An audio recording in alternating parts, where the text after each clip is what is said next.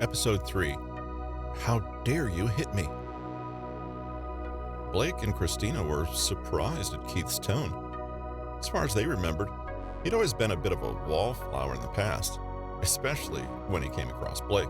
After all, even the biggest jocks in the school hadn't dared to mess with a Carrington.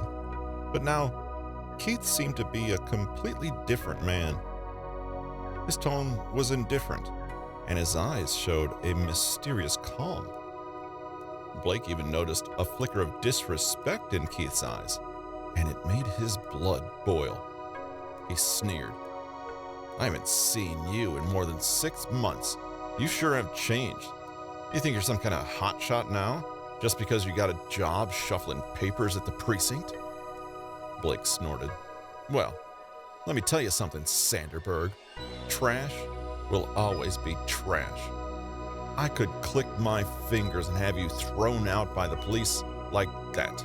So don't take yourself so seriously." Seeing that Blake was getting angry with Keith, Christina quickly spoke up. "Blake, forget it. He's not worth it. He's not part of our lives anymore, so don't worry. Let's go."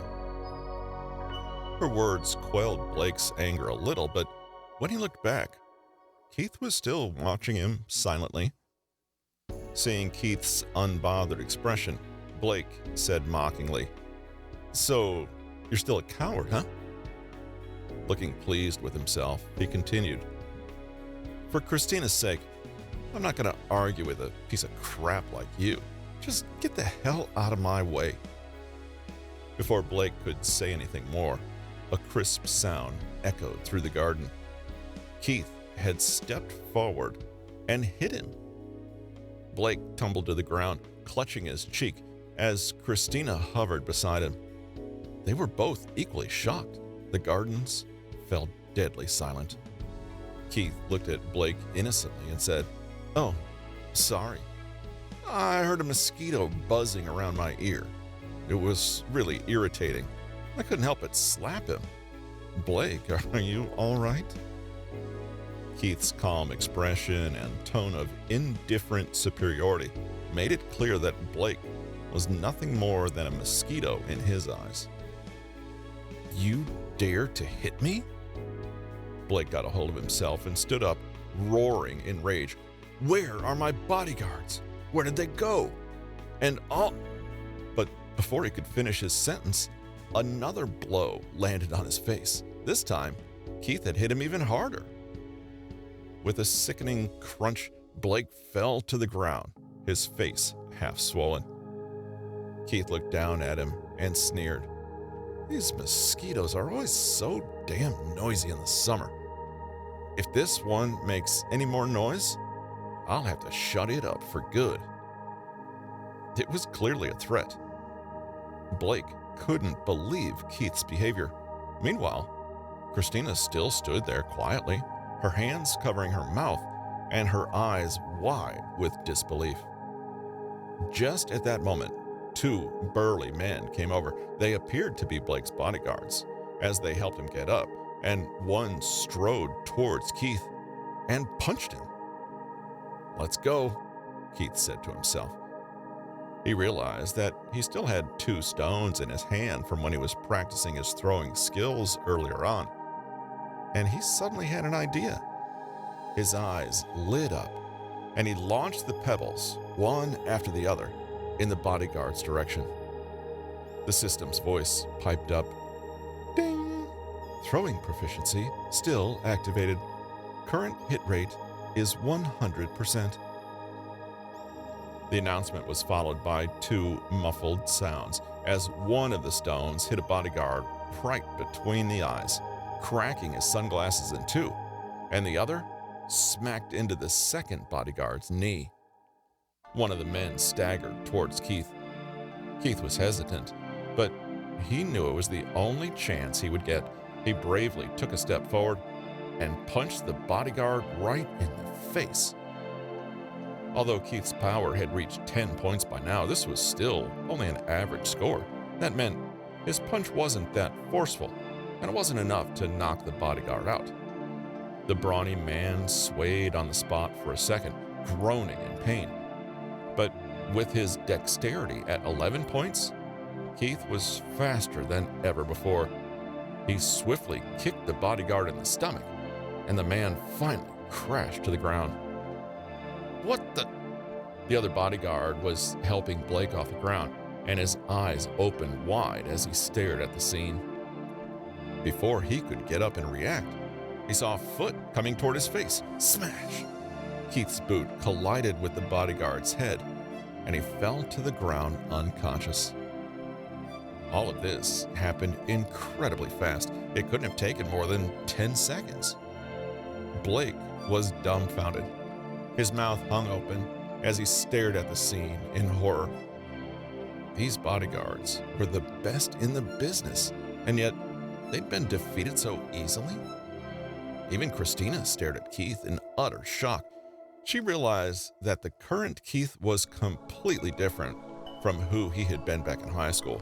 Her impression of him as a weakling slowly crumbled to dust. Instead, he was starting to look like a domineering and ferocious man in her mind. Keith came toward Blake. Blake was so scared that his legs started to become weak, to the point that he was unable to run or even walk away. He was visibly shaking as he stuttered, "You're not Keith. You can't be. How is this possible?" Keith had a mysterious, mocking smile on his face as he replied, "People change, Blake. I didn't settle my score with you before, and now you're getting more and more out of control." As he walked towards him, his eyes blazed with fury. What do you want?" Blake was truly terrified. "Money? I'll give you money. Please, just don't hurt me." "Money?" Keith sneered. "I don't want your money." His gaze traveled to Christina, who was still standing in a daze. He pointed at her and looked back to Blake. "Christina. Give me Christina, and I'll let you go with no further damage. Otherwise, I'll break your legs." Christina couldn't believe what she was hearing. A shiver ran through her body as she trembled from head to toe. She never would have thought that Keith would make such a request. She turned to Blake slowly. In her heart, she prayed that her boyfriend wouldn't trade her in like a bargaining chip. Blake was shocked too. His eyes traveled from the cold look on Keith's face to the stunned look on Christina's. She looked as if she was about to break down, and Blake paused to think for a moment. But in the end, his fear overcame his dignity, and he gave a single nod. Christina was even more shocked. She looked at Blake and broke down in tears. Keith, however, was happy at his victory. "What kind of monster are you? I was just kidding. But you actually agreed to sell off your girlfriend?" Keith shook his head. "I'm not interested in getting a woman like that. Anyway, I don't want your cast-offs." His words were like arrows, cutting right through Christina's chest. She felt as hurt and sad as if she had just been stabbed by a knife. Just then, the bodyguard that Keith had kicked to the ground earlier stood up. He spun through the air and threw a violent kick at Keith. The system had drastically improved Keith's attributes, but he was still just an ordinary man. Even if he'd reacted in time, it was unlikely that he could stop an attack that strong.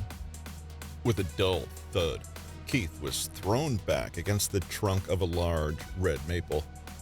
This bodyguard was a martial arts master.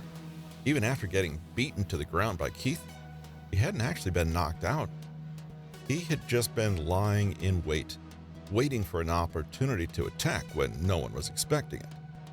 When Blake saw this, he got up and laughed arrogantly. "Meet Titan, short for titanium. We call him that because he's unbreakable." Blake laughed again and spat on the ground at Keith's feet. "How dare you humiliate me? You're gonna pay for this." Blake turned to Titan. "Finish him. Break his legs. Whatever happens, I'll take the rap." Titan shook his head before nodding at Blake. It looked like he was still a little dizzy from Keith's earlier attack, but he accepted the order and strode forward. Christina was stunned by the sudden reversal of fortunes. She looked at Keith with tears in her eyes, not knowing what to do. Keith lay panting at the base of the tree, heavily injured. Suddenly, a voice echoed in his head. Ding! Injury recovery skill activated. Immediately, the warm current returned to his body and he regained his strength. He opened his eyes and got up, dusting off his clothes as he straightened up. When he looked at Blake, his eyes were filled with murderous intent once more. Blake, did I hear you say that you wanted to finish me?